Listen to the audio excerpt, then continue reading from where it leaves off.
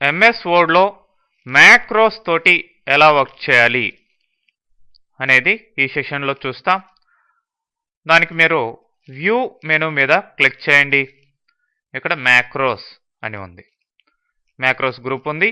మరి ఈ మ్యాక్రో అనేది ఏం చేస్తుందంటే మీరు మీ డాక్యుమెంట్లో ఎడిట్ చేసేటప్పుడు, టైప్ చేసేటప్పుడు కానీ, లేదంటే సమ్ యాక్షన్స్ తీసుకునేటప్పుడు కానీ, లేదంటే ఆ టైప్ చేసిన ఇన్ఫర్మేషన్ని ఫార్మాట్ చేసేటప్పుడు కానీ, లేదంటే రకరకాల ఆప్షన్స్ మీరు అప్లై చేసినప్పుడు, లేదంటే యూజ్ చేస్తున్నప్పుడు జరిగే యాక్షన్స్ని కానీ ఇది రికార్డ్ చేసి పెడుతుంది.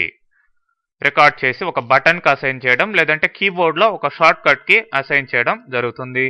మరి ఆ రికార్డ్ చేసిన దాన్ని మీరు ఎప్పుడైనా సరే మళ్ళీ రీయూజ్ చేసుకోవచ్చు అనమాట. అంటే మీరు చేసిన సీక్వెన్స్ ఆఫ్ యాక్షన్స్ని మళ్ళీ మీరు మీ డాక్యుమెంట్లో అక్కడక్కడ అవసరమైనప్పుడు మళ్ళీ మీరు ఆ స్టెప్స్ని మళ్ళీ మీరు యూజ్ చేసుకోవాలంటే సింపుల్గా ఆ మ్యాక్రోని, ఆ రికార్డ్ చేయబడ్డ మ్యాక్రోని క్లిక్ చేయడం కానీ, షార్ట్ కట్ కీ ద్వారా కానీ రన్ చేస్తే సరిపోతుంది. అంటే మీ డాక్యుమెంట్ ప్రిపరేషన్ షార్ట్ అవుతుంది అనమాట. చాలా తక్కువ టైంలో మీరు రిపీటెడ్గా జరిగే యాక్షన్స్ని ఫిక్స్ చేయొచ్చు. మరి దీనికి ఈ మ్యాక్రోస్ అనే దాని మీద క్లిక్ చేయండి. ఇక్కడ రికార్డ్ మ్యాక్రో అని ఉంది. మరి ఇక్కడ మ్యాక్రో నేము ఇవ్వాల్సిన అవసరం ఉంటుంది. నేను ఏబిసి అని ఒక నేము ఇస్తున్నాను. మరి దీనికి ఒక బటన్ అసైన్ చేయాలి అనుకోండి. బటన్ అనే దాని మీద క్లిక్ చేయండి. ఇప్పుడు ఆల్రెడీ ఏబిసి అనే మ్యాక్రో ఉంది, దాన్ని రిమూవ్ చేస్తున్నాను. ఇప్పుడు కొత్తగా యాడ్ అంటాం. మరి ఇది క్విక్ యాక్సెస్ టూల్ బార్లోకి వెళ్తుందండి. ఓకే అనండి. ఇప్పుడు మీరు చేయవలసిన యాక్షన్స్, ఎడిటింగు లేదంటే ఫార్మాటింగ్ ఏదైతే ఉందో అవన్నీ కూడా చేయొచ్చు. సంథింగ్ లైక్ ఇట్లా టైప్ చేశాను, సమ్ ఫార్మాటింగ్ కూడా చేస్తాను. ఫర్ ఎగ్జాంపుల్ నేను కలర్ చేంజ్ చేశాను, సైజ్ ఇంక్రీజ్ చేస్తాను, అండర్లైన్, బోల్డ్ ఇట్లాంటివి పెట్టాం. ఓకే, ఫైనల్గా ఇంతవరకు రికార్డింగ్ చాలు అనుకుందాం. అప్పుడు మళ్ళీ మ్యాక్రోస్లోకి వెళ్ళి స్టాప్ రికార్డింగ్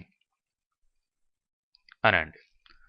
సో ఈ మ్యాక్రో ఇక్కడ ABC macro quick access tool బార్లో రెడీగా ఉంది, ఒక బటన్ లాగా. మళ్ళీ దీన్ని ఎప్పుడైనా సరే మీరు యూజ్ చేసుకోవాలనుకుంటే జస్ట్ దీని మీద క్లిక్ చేయండి. ఆ యాక్షన్ అంతా కూడా రిపీట్ అవుతుంది అనమాట. ఓకే, ఎన్నిసార్లు అయినా సరే దాన్ని రిపీట్ చేసుకోవచ్చు. అలానే కీబోర్డ్కి అసైన్ చేయాలి మీ మ్యాక్రోని అనుకుంటే record macro and something I'm giving XYZ and keyboard. ఇప్పుడు షార్ట్ కట్ కీని ప్రెస్ చేయాలి. ఫర్ ఎగ్జాంపుల్ Ctrl+M అంటున్నాను. Ctrl+M ఇక్కడ రావడం జరిగింది. అసైన్ అనండి. So close. ఇప్పుడు రికార్డింగ్ స్టార్ట్ చేయండి. ఇక్కడ కూడా మీరు కావాల్సిన ఫార్మాటింగ్స్ అవన్నీ కూడా ప్లేస్ చేసుకోవచ్చు. ఇక చాలు అనుకుంటే స్టాప్ రికార్డింగ్.